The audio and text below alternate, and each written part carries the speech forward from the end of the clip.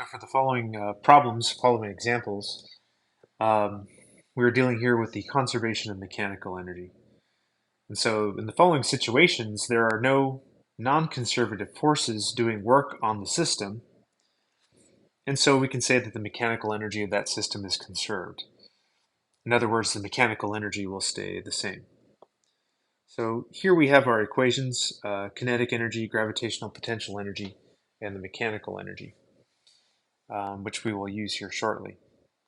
Just wanted to point out which non-conservative forces we're talking about here. So essentially, in these problems, we don't have friction or air resistance, or we're not pushing on it. In other words, when it says here your finger, in other words, we're not pushing on an object with a force, um, doing work on the system, or in other words, adding energy into the system. And in the absence of these forces, we will say that the mechanical energy is conserved. And so it's all very abstract until we just sit down and do a problem. So here we have a ball. It's moving with a speed of 18 meters per second, initially at a height of 14 meters, and it'll move this way through the air. And when it is at a height of 5 meters, we want to know what is the speed of the ball. And the mass of the ball is 4 kilograms. So there are two ways to solve this one. I think I'm going to solve this one first in a more traditional way, or just kind of solving everything as we go. What you want to do is draw this picture and kind of section it off. We don't want to do any calculations near the picture, although we can keep track of all the energies here in the picture. So when the ball is at this position, let's call it position 1, we can figure out what the kinetic energy of the ball is. We can figure out what the gravitational potential energy is. And then we can add those up to get the mechanical energy. So we'll do that here. Let's use this color. Now I'm going to do some calculations at position 1. So let's figure out what the kinetic energy is first. That's the mass of the ball, that's 4, times the speed of the ball squared, 18 squared, and divided by 2. Of course, I don't have my calculator ready, so we'll just grab that here.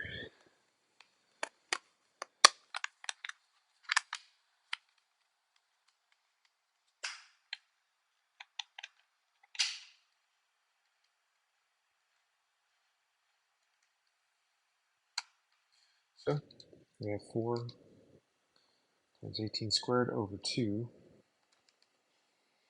and we get 648 joules.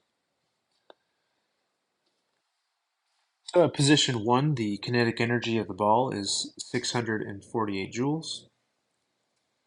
We can calculate its gravitational potential energy, mgh. That's 4 times g is 10, and then the height is 14. And we get 560 joules of gravitational potential energy. Now we can just add these together. That's 8, this is 10, and it looks like 12 joules. So because there are no non-conservative forces doing work on the system, or in other words, because there are no friction forces um, on the ball, we're neglecting air resistance, and we're not pushing it, we can say that the mechanical energy, which is E, this stays conserved. In other words, this number doesn't change. And so down here, when the ball is at position 2, let's say, we can also make a list of energy.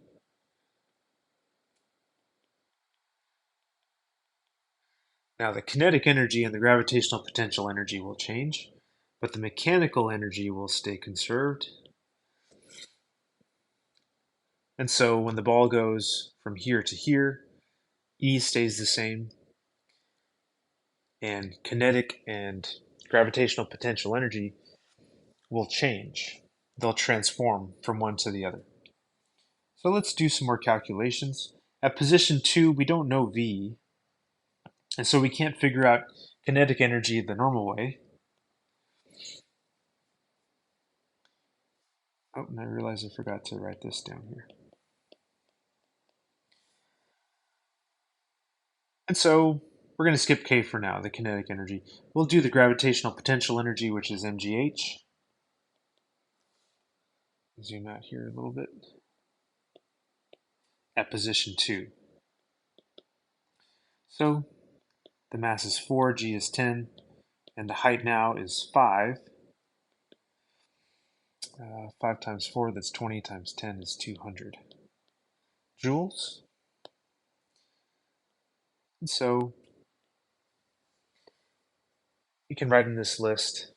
We're just kind of keeping a tally of all the energies at these two positions. The gravitational potential energy at position 2 is 200 joules. But since we know that these two energies add up to equal E, and I'm just looking at our equations up here, well, we can just subtract to figure out what K is. So that's 1,208 minus 200.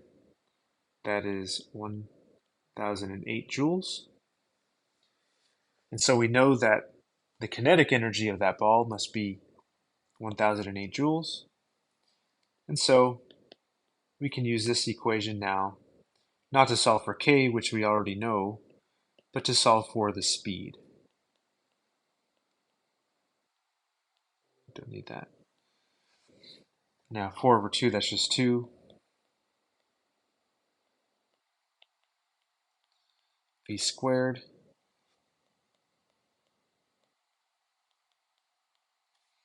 Which is 504.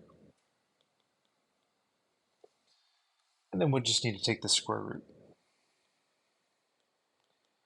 So the speed happens to be 22.4 meters per second of speed.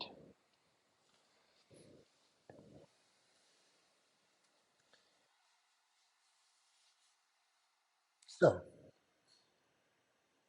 we can call this method 1, but essentially what we're doing is we're keeping a tally, keeping track of all of the energies at these positions. We know that the ball has 1,208 joules of mechanical energy, and because it's conserved, that means it'll stay the same here in this position, the same as over here in this position. But let's look at what is happening to the energies. First of all, it's starting off with 18 meters per second of speed, and it has some height, 14 meters. When the ball goes up and then it comes down here, it is losing height, or it's going lower. So the gravitational potential energy, it makes sense that this should be lower. You know, it had 560 joules of gravitational potential energy, and then down here it has less. But the energy must be conserved. The mechanical energy must be conserved. Although this one changes, the total mechanical energy must be conserved. And so what happens? Well, that energy is transformed into kinetic energy, and so the kinetic energy must go up. And so if the ball had 18 meters per second of speed here, it will be moving faster down here, which we calculated to be 22.4 meters per second. So this is kind of one method of solving these types of problems. It's by keeping a list of the energies and then just calculating everything here on the side. There's another way of calculating, which, so I'll just leave this here. And we will, you know what, I'm not even going to copy it. We're just going to solve it the second way down here. We will start by saying that the mechanical energy is conserved. In other words, the mechanical energy at position 1 is equal to the mechanical energy at position 2, which we've shown using this other method. Mechanical energy is the sum of the kinetic energy and the gravitational potential energy. But because these energies are different, we don't want to label them with the same type of notation. We want to say K1 and K2 for the kinetic energy at position 1 and position 2, and the gravitational potential energy at position 1 and position 2. This is mv1 squared over 2 plus mgh1 equals mv2 squared over 2 plus mgh2. Right? We don't want to use the same, we don't want to use h for both of those heights because they're different. We can't say h when they're two different heights, and we can't just say v and v here when they're going to be different speeds. And they must be different speeds. So we have to label it with some subscripts. We can simplify this. Mass cancels. When every term on both sides of the equation has mass, you can divide those. When it has mass on the top of the fraction, not in the denominator, but when it's, anyway, it just cancels out. And what are we trying to solve for? We're trying to solve for V2. So we could go ahead and put in some numbers. V1 was 18. G is 10. The height is 14. H1. V2 we don't know. And this is 10 times 5. So I'm just going to simplify, multiply all these things out.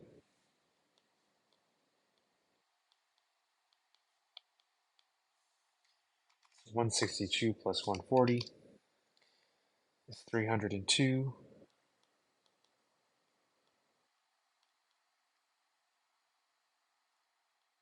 Let's not rush too much. And we'll subtract 50 from both sides.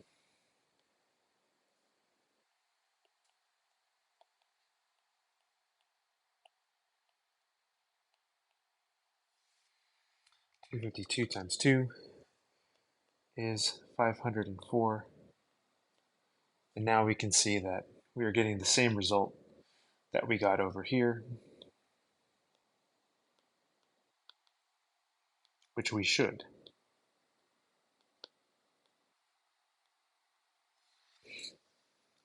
So, me personally, I like this second method where we start here with setting the mechanical energies equal,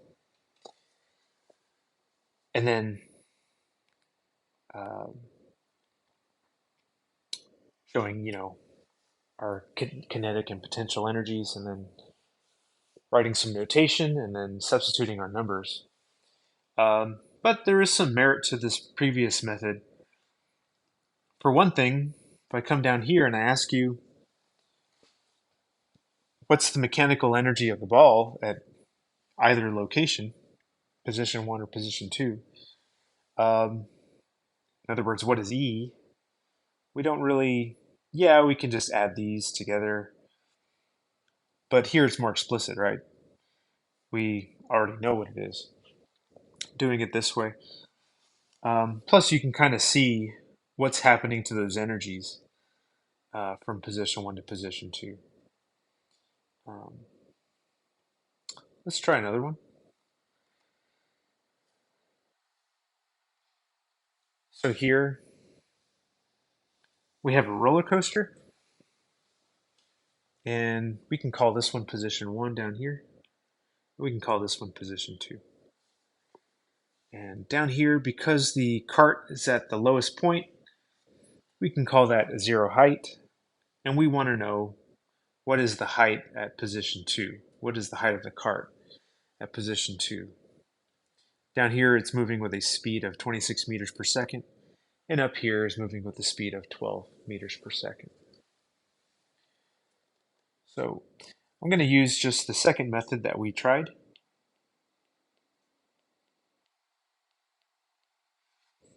Because if all we're looking for is the height, this is a perfectly good way to do it. Mechanical energy at position 1 is equal to the mechanical energy at position 2. And of course, there is no friction or air resistance, and we are not adding energy to the system by pushing on it with a force. So K1 plus UG1 equals K2 plus UG2. And there's actually something we can do right away. We can actually set one of these energies to 0. Now they both have speed. So the kinetic energies, those have some energy. Up here, at position 2, it'll have some gravitational potential energy, but of course, down here at position 1, there is 0 height. That's mgh. If height is 0, then the gravitational potential energy is 0. And so we'll get rid of that. This one is 0, and we can just proceed. So m v1 squared over 2 equals, sorry, not m2, but mv2 squared over 2 plus mg, we can actually just say h. Mass cancels, and we are trying to solve for h. Let's go ahead and get an expression or an equation set up for h. Let's move everything off to the left side. We can subtract v2 squared over 2 to this other side, or to both sides. You know what I mean.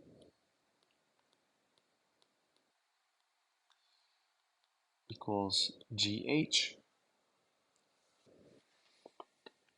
They have the same denominator, so we can say v1 squared minus v2 squared over 2 equals gh. Divide both sides by g.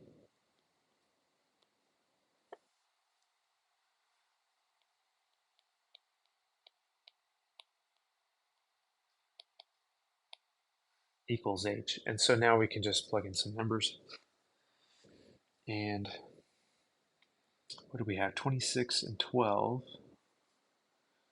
So 26 squared minus 12 squared over 20.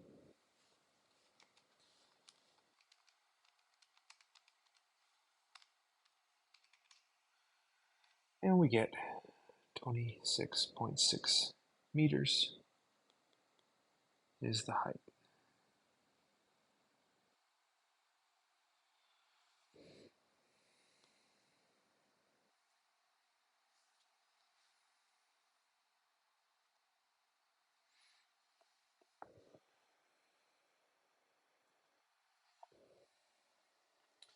Okay. Last example. Calculator of mass, 0.65 kilograms, is dropped from a height of 7 meters. How fast is the calculator moving when it hits the ground? Let's say the ground is height 0, and of course the calculator started at 7 meters high. Oops. And sometimes I get ahead of myself. Let's call this position 1 and this position 2. So K1 plus UG1 equals K2 plus UG2. Now think for a minute, and you can pause the video and figure out which energy is 0. And there are actually two energies that are 0. So take a moment to think about that.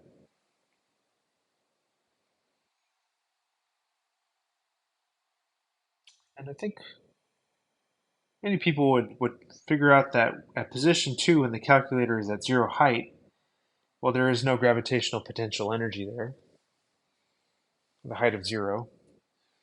And it takes others a little bit longer to realize that when you drop the calculator, we're starting out, or the calculator starting out with 0 speed at that height. And so the kinetic energy at position 1 will be 0 as well. So now we'll say mgh is equal to mv squared over 2. And cancels. Don't get carried away with canceling m's. There will be a situation where, some situations where m does not cancel. So that's gh is v squared over 2, multiplying both sides by 2, and then taking the square root.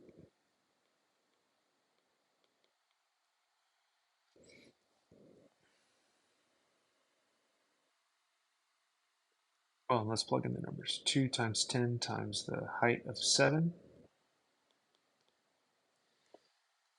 So square root of 140.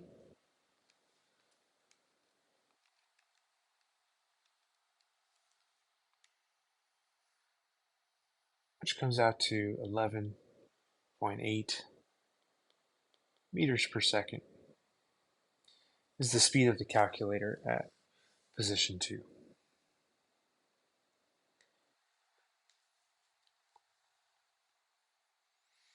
That's it. It's important to note, always check your notes, go back and study this. When can these energies be 0? And it has to do with these equations. When speed is 0, then the kinetic energy is 0. And when the height is 0,